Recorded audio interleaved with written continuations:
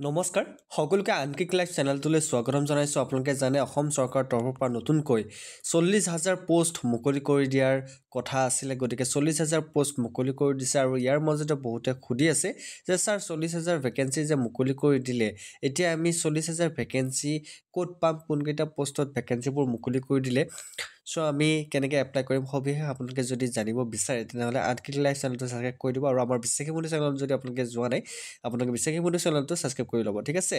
চ' আনকিক live চেনেলটো আপোনালোকে আপডেটসমূহ পাব আৰু আপোনালোকৰ ষ্টাডিসমূহ বিশ্বাসী বন্ধুৰ জৰিয়তে কৰোৱা হয় আমাৰ প্ৰিপেৰেশ্যনবোৰ। যদি আপোনালোকে বিশ্বাসী বন্ধু চেনেলটো আমাৰ মেইন চেনেলটো যদি ছাবস্ক্ৰাইব কৰে কৰি ল'ব, ঠিক আছে। এইটো আমাৰ ছেকেণ্ড চেনেল। চ' এতিয়া আহিছোঁ মেইন আপডেটটোলৈ। 14 মাৰ্চ মুখ্যমন্ত্ৰী ডাঙৰীয়াই এটি বিশেষ গুৰুত্বপূৰ্ণ আপডেট আপোনালোকৰ মাজত লৈ আহিছে। বহুতে কৈছে ছাৰ আপুনি ভিডিঅ' কিয় বনোৱা নাই, বিশ্বাসী বন্ধুত আপডেট কিয় দিয়া নাই, বা আনকিক লাইভ চেনেলটোত আপডেট কিয় দিয়া নাই। এতিয়া চাওক, মই আপোনালোকৰ কাৰণে লৈ আহিছোঁ নতুনকৈ 40,000 ভেকেঞ্চি ক'ত ওলাইছে বা কি হ'ব, সবিশেষ মই কৈ আছোঁ। চ' আপোনালোকে চাই লওক, মই আপোনালোকৰ এখন চাৰ্ট লৈ আহিছোঁ। ইয়াতে চাওক ক'ত কিমানকেইটা ভেকেঞ্চি ওলাব আৰু কেনেকৈ সাজু হ'ব লাগিব, তাৰ কাৰণে আমি প্ৰিপেৰেশ্যন চলাই আছোঁ অলৰেডি। চ' আপোনালোকে সাজু হ'বৰ হ'ল, বেছি সময় নাই। গতিকে তৃতীয় বৰ্গৰ পদৰ বাবে গঠিত ৰাজ্যিক পৰ্যায়ৰ নিযুক্তি আয়োগ 7,650টা পদ মুকলি কৰা হৈছে। চতুৰ্থ বৰ্গৰ পদৰ বাবে গঠিত ৰাজ্যিক পৰ্যায়ৰ নিযুক্তি আয়োগ 5,000 পদ মুকলি কৰা হৈছে। অসম লোকসেৱা আয়োগ চমুকৈ APSCত 1,208টা পদ মুকলি কৰা হৈছে। প্ৰাথমিক শিক্ষা সঞ্চালকালয় ইয়াতে 10,050টা পদ মুকলি কৰা হৈছে। মাধ্যমিক শিক্ষা সঞ্চালকালয় ইয়াতে 9,717টা পদ মুকলি কৰা হৈছে। অসম অভিযন্তা সেৱা নিযুক্তি পৰিষদ ইয়াতে 343টা পদ মুকলি কৰা হৈছে। চিকিৎসা বিজ্ঞান আৰু স্বাস্থ্য নিযুক্তি পৰিষদ ইয়াতে 490টা পদ মুকলি কৰা হৈছে।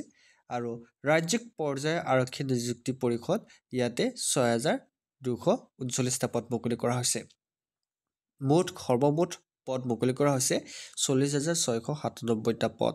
আৰু ইয়াৰ ওপৰতে আপোনালোকৰ আগন্তুক পৰীক্ষাবোৰ অনুষ্ঠিত হ'ব। আৰু আগন্তুক যিবোৰ পৰীক্ষা আহি আছে, DME নন টেকনিকেল এক্সাম, বহুতে কৈ আছে ছাৰ DME নন টেকনিকেল এক্সামটো কেঞ্চেল হৈছে নেকি। একচুৱেলি DME যিটো 9 তাৰিখে হ'বলগীয়া পৰীক্ষা আছিল, সেই পৰীক্ষাটো কেঞ্চেল হোৱা নাই, পৰীক্ষাটো পষ্টপন কৰি দিছে 30 তাৰিখলৈকে। গতিকে আপোনালোকে DME নন টেকনিকেল এক্সামৰ কাৰণে যদি প্ৰিপেৰেশ্যন চলাই আছে, বা আপোনালোকে যদি আমাৰ বিশ্বাসী বন্ধু চেনেলটোত গৈছিলে, আমাৰ তাতে প্ৰিপেৰেশ্যনবোৰ চলোৱা হৈছে ফ্ৰীতে অফক'ৰ্ছ। আৰু আমি 4,000 কুৱেশ্যন আগবঢ়াইছোঁ DME DSS নন টেকনিকেল এক্সামৰ কাৰণে মাত্ৰ 149 ৰুপিছত। যদি আপোনালোকে আমাৰ PDF কেইটা ল'ব বিচাৰে 4,000 কুৱেশ্যনৰ, তেনেহ'লে বেছি নহয়, আপোনালোকে 149 ৰুপিজ আপোনালোকে পে' কৰিব লাগিব। নাম্বাৰ এটা দিছোঁ, এইটো নাম্বাৰত আপোনালোকে পে' কৰি ল'ব। নাম্বাৰটো লিখি লওক।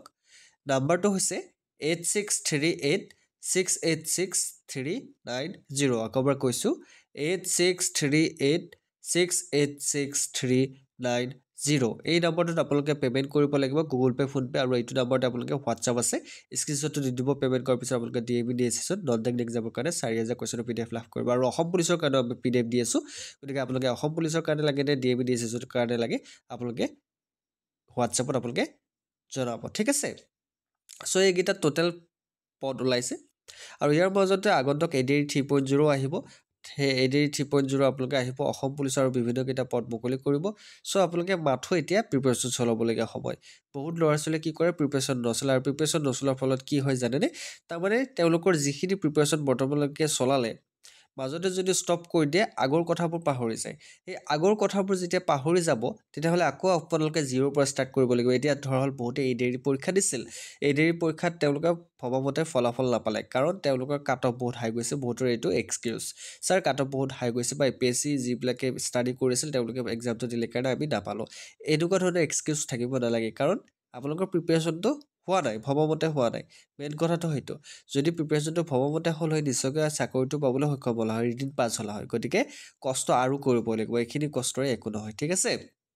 চ' এনেকুৱা ধৰণৰ আমাৰ আগন্তুক নতুন নতুন খবৰ আহিছে।